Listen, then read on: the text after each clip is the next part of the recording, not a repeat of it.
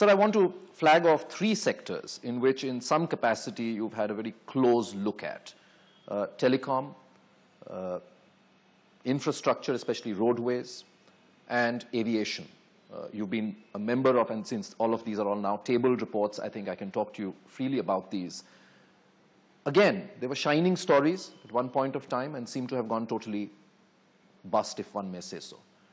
Where do you think there we've gone so wrong? Indecision, bad governance? What is your own sense? I think essentially bad regulation and bad implementation. You see, what had happened in terms of the reform was also that you promoted what we would call crony capitalism. And the Prime Minister is on record because he told it to me on my face, let's say, so to speak, in the Parliament. He said that, yes, India can ill afford, these are exact quotes, India can ill afford crony capitalism. I said, fair enough, sir, India can ill afford, but what are we going to do about it? Now, most of these contracts, tenders, what has been given out, etc., if you look at it, there are certain rules, certain systems that work in, every country. They ought to work. Now, if you start bypassing them, and you have your sweetheart deals, and you have, these sort of things cut out, then obviously the system breaks down. And I think many of these cases where infrastructural development were involved, this has been one of the major factors that did not lead up to any success. Secondly, you see, infrastructure investment will also have to do a lot with the assured rate of return.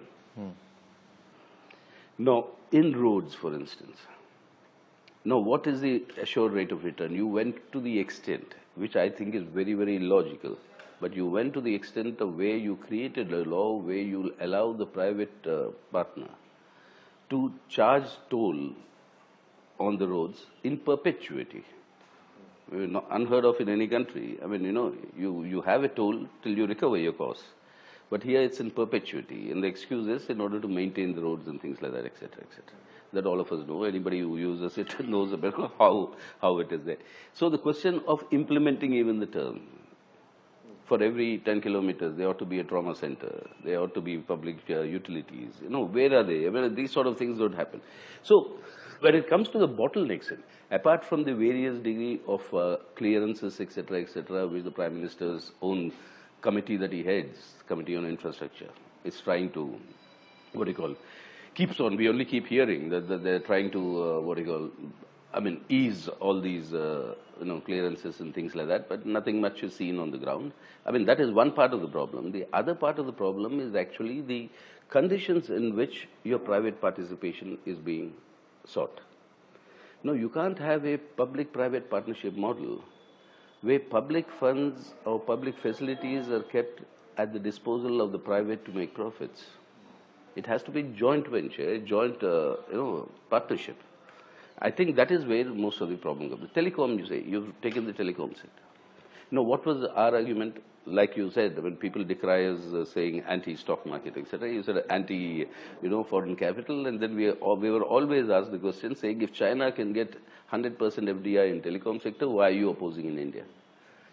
When we talked about security, Yes. Then what is it? What were we arguing, and what is exactly what China is doing? 100% FDI in telecom, yes, you do it in your hardware production. Why is it that every Indian has a cell phone that is made in China? Whether it's Nokia, whether it's Samsung, whether it's iPhone, whatever it is, why should they be made, produced in factories in China and exported to India? Why don't you have that facilities? Instead, what did you do? 100% FDI in services. And services control, we've always argued, and that's what again China is doing. You have 3 public sector companies controlling the services of the mobile communications. That is public sector, but you have 100% FDI in your hardware production.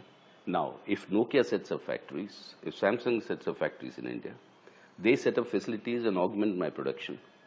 They create employment for my Indian people. They upgrade India technologically, all the 3 conditions that I had said about foreign capital coming in. So I think there has not been sufficient thought that has gone into it.